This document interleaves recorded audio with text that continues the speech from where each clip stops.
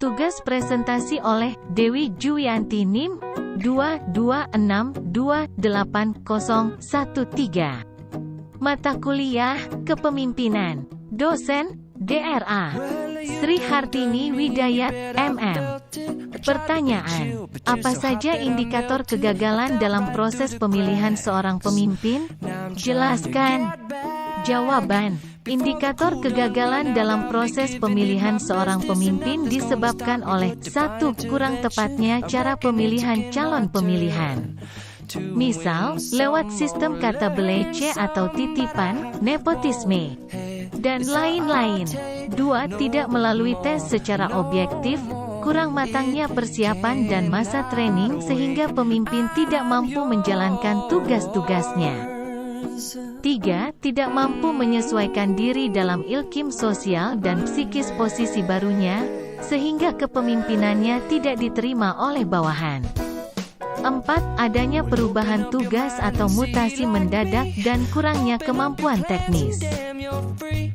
Jika kesalahan pilihan hanya terletak pada faktor person atau manusianya dan bukan pada segi teknis organisatoris dan prosedural, maka bisa diatasi dengan melakukan usaha antara lain.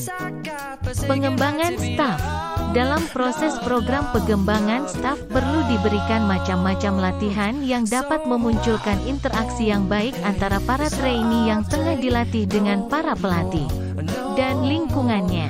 In-service training digunakan untuk mendorong calon untuk melakukan perubahan sikap agar mereka menjadi pemimpin yang efisien dan dapat memenuhi kualifikasi calon pemimpin antara lain.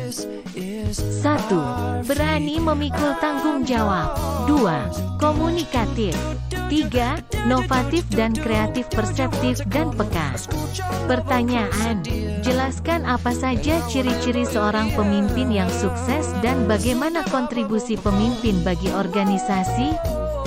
Jelaskan. Jawaban: 1. Meningkatnya hasil-hasil produksi dan pemberian pelayanan oleh organisasi baik aspek ekonomi dan aspek teknis. 2.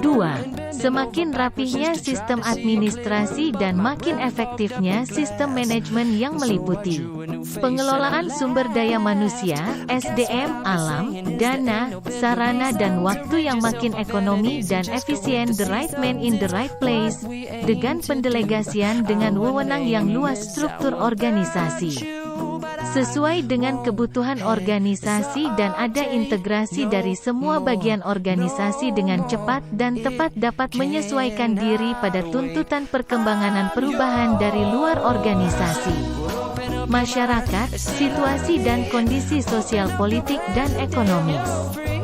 Semakin meningkatnya aktivitas-aktivitas manusia atau aspek sosial yang lebih human, antara lain berupa terdapat iklim psikis yang mantap sehingga orang merasa aman dan senang bekerja, terdapat suasana paling mempercayai, kerjasama kooperatif dan etik kerja yang tinggi. Ada disiplin diri, disiplin kerja, rasa tanggung jawab dan moral yang tinggi dalam organisasi. Komunikasi formal dan informal yang lancar dan keakraban, loyalitas tinggi terhadap organisasi, tidak banyak penyelewengan terdapat. Jaminan sosial yang memuaskan. Pertanyaan: bagaimana peran pemimpin dalam membentuk budaya organisasi dan bagaimana pemimpin menjalankan fungsi kepemimpinannya agar terbentuk budaya organisasi yang kuat? Jelaskan. Jawaban: kemampuan atau kecakapan pemimpin merupakan tulang punggung organisasi. Mereka membuat perubahan, memajukan dan mendorong organisasi untuk mencapai hasil semaksimal mungkin. Pemimpin juga harus mengembangkan budaya organisasi yang dapat menunjang pencapaian visi dan misi organisasi yang telah ditetapkan. Budaya organisasi yang dimaksud adalah pola perilaku yang meliputi pemikiran, tindakan, bahasa dan kebiasaan yang dilakukan oleh anggota organisasi, nilai-nilai yang dibagi atau dirasakan bersama oleh anggota suatu organisasi, norma-norma kepercayaan, asumsi-asumsi para anggota organisasi untuk mengelola masalah dan pengaruh di sekitarnya. Budaya organisasi yang kuat akan berfungsi sebagai penjamin kelangsungan hidup organisasi apabila dalam organisasi tersebut terdapat nilai-nilai fundamental organisasi yang baik. Seperti menjunjung tinggi nilai kejujuran dan integritas, penghargaan atas disiplin, pelayanan yang prima dan penghormatan atas keterbukaan. Jelaskan kriteria apa saja yang termasuk ke dalam etika profesi kepemimpinan? Jelaskan. Jawaban. 1. Menjaga perasaan karyawan atau bawahan dan pihak eksternal. 2. Memecahkan masalah dengan rendah hati. 3. Menghindari pemaksaan kehendak dan menghargai pendapat orang lain. 4. Menanggapi suatu masalah dengan cepat dan tepat. 5. Menyadari kesalahan dan berusaha untuk memperbaiki.